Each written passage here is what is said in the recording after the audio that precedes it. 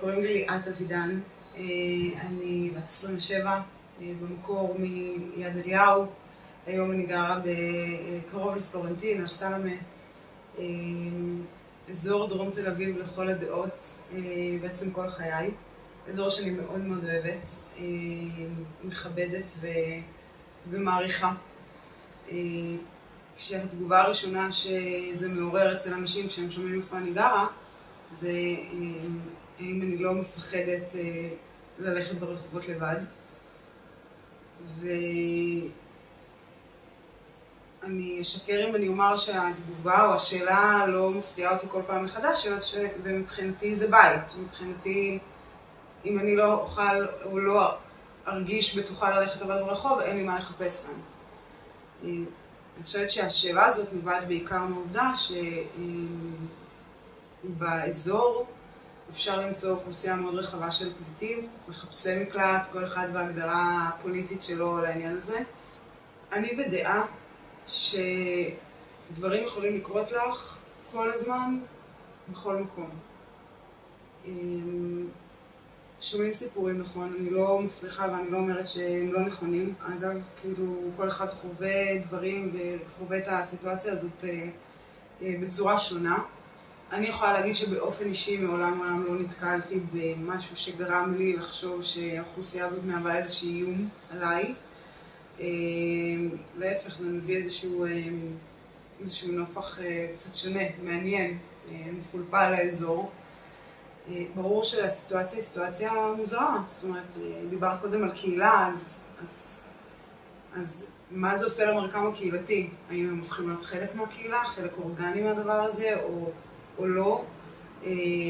אני גם מדברת לפעמים במונחים של הם ואנחנו, יכול להיות שזה גם מתוך בדיוק אותו שיח שמבחין בינינו, ואולי באמת יש איזושהי הבחנה, אבל בהקשר הזה של פחד או של חוסר יכולת להסתובב ברחובות, אני מעולם לא חוויתי משהו כזה, ואני כל חיי גרה בתל אביב, ובאזור הדרומי של תל אביב, אז היה לי לא מעט אינטראקציה, עם לא מעט טיפוסי אנשים או דמויות כאלה ואחרות, לאו דווקא פליטים, גם מהגרי עבודה, אפשר בעצם להתעכל פה בהכל מהכל, שזה גם לדעתי חלק מהקסם הדרום תל אביבי שמדברים עליו. אני בהחלט יכולה להבין איך אוכלוסיות שוב, מושג הקהילה, שמרגישות שפלשו להם לתוך הקהילה, שפלשו להם לתוך הבית, מגיבות בצורה שהיא קשה, שהיא קיצונית יותר. אין לי פה שום רצון חלילה להפנות אצבע מאשימה כלפי אף אחד מהאוכלוסיות. אחד הדברים שכל הזמן עולה זה איך לוקחים אוכלוסייה שהיא אוכלוסייה מוחלשת ומוסיפים לה עוד אוכלוסייה מוחלשת. ואז בואו נראה מה קורה. מקומות העבודה, שהם מקומות העבודה שלא דורשים השכלה, נתפסים, ואז זה נוצר מן המרוץ התחתית בעצם על מקומות העבודה, ומי מוכן לעבוד בפחות כסף, עם פחות תנאים סוציאליים, יותר שעות, ואז בעצם אנשים נותרים באמת ללא עבודה. איך הדברים האלה גורמים לשתי אוכלוסיות להתנגח אחד בשנייה, בעיקר האוכלוסייה שכאילו יש לה זכות טבעית להיות פה בתור אזרחים, ואני אומרת את זה במרכאות לא כי חלילה אני מזלזל בזה שמדינה צריכה לדאוג לאזרחים שלה, זה לחלוטין נכון, אבל אני חושבת שיש פה צד שהוא צד בעייתי.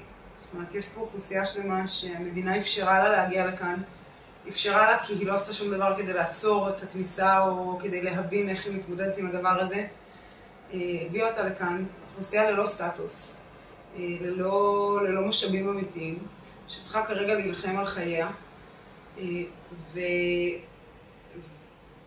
ונוצרת פה סיטואציה שהיא סיטואציה קשה לשני הצדדים, שבאמת אני אם כבר להפנות אצבע מאשימה, אני באמת חושבת שזה כלפי המדינה והחוסר היכולת שלה להחליט איך להתמודד עם המצב הזה. קשה לי לעשות דמוניזציה למצב הזה ולומר הפליטים או אותם מחפשי מקלט צריך לגרש אותם או חלילה לצאת באיזה שהן אמירות גזעניות, כי אני לא באמת חושבת שזה הפתרון. אני גם חושבת שהם מסכנים בסיטואציה שהם נקלעו אליה. אני חושבת שאם המדינה הייתה יודעת להיערך לזה בצורה קצת יותר נכונה, אז לא הם ולא אנחנו היינו נמצאים במצב הזה. יכול להיות שזה איזשהו סוג של מעגל, שמגיעים לפה אנשים שמבחינה תרבותית אין להם שום תרבות שהיא אלימה, או חלילה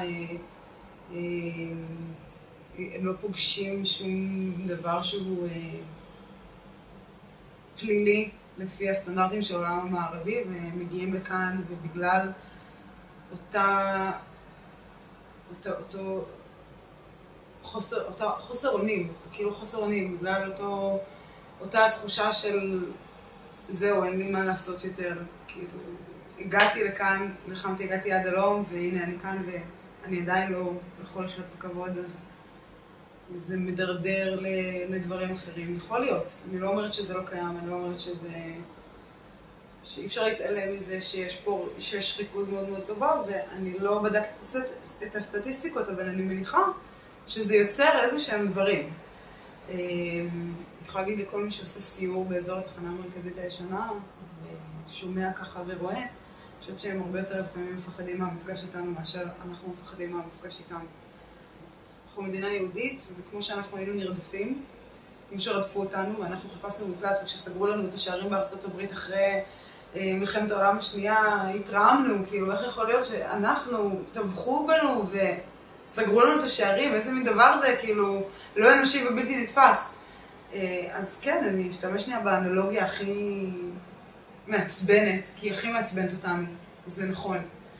אבל איך אנחנו סוגרים את השערים שלנו מכל מיני סיבות, דמוגרפית, כלכלית, פוליטית, חברתית, מה שלא נרצה, מאיזה סיבה שלא נבחר. אנחנו סוגרים את השערים שלנו בפני אוכלוסייה שהיא אוכלוסייה שטובחים בה, אוכלוסייה נרדפת, ושוב, אפשר להתווכח האם זה כולם, האם זה לא כולם.